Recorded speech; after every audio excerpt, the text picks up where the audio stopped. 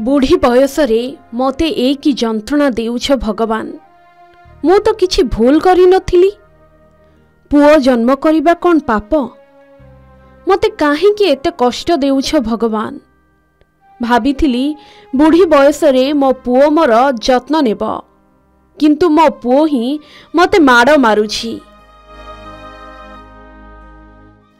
Hospital रे बसी एमिति किछि भाबुथांती ए बुढ़ी माउसी। परिणत बयसरे पुओ ठारू माड़ खाइबा परे मनर कोहको आखि तले चापी देइछंती। जाहाको अंतचिरी जन्म देइथिले से ही आजि तांको आघात देइछि। हाँ दर्शक बंधु, आपण देखुथिबा ए वृद्धांको माड़ मारिछि तांको सानो पुओ। अति निर्दय भावे मां मुंडको एमिति आघात देला जे वृद्धांको डाक्तरखाना नेबाको पड़िला। पुओ भूलीगला मार ममता। सामान्य टंका लोभरे हराइला हिताहित ज्ञान। आउ रागरे मां को कला आक्रमण। पुओ माड़रे गुरुतर हेला मां। कामाख्यानगर थाना जयपुरा काटेणी पंचायत पद्मपोखरी ग्राम रे देखिबाकु मिलिछि एभली एक अभावनीय घटना।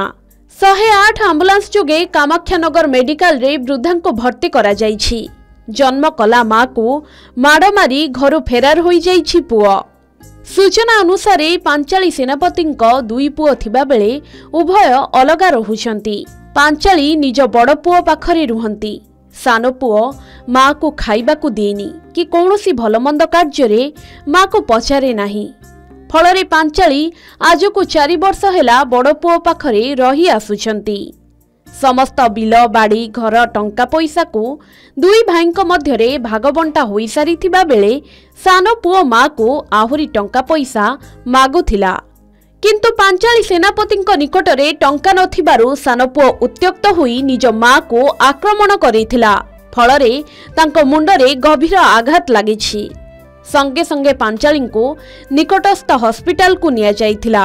अन्यपटे खबर पाई कामाख्यानगर पुलिस घटनास्थल रे पहुंची अधिक तदंत जारी रखिछि।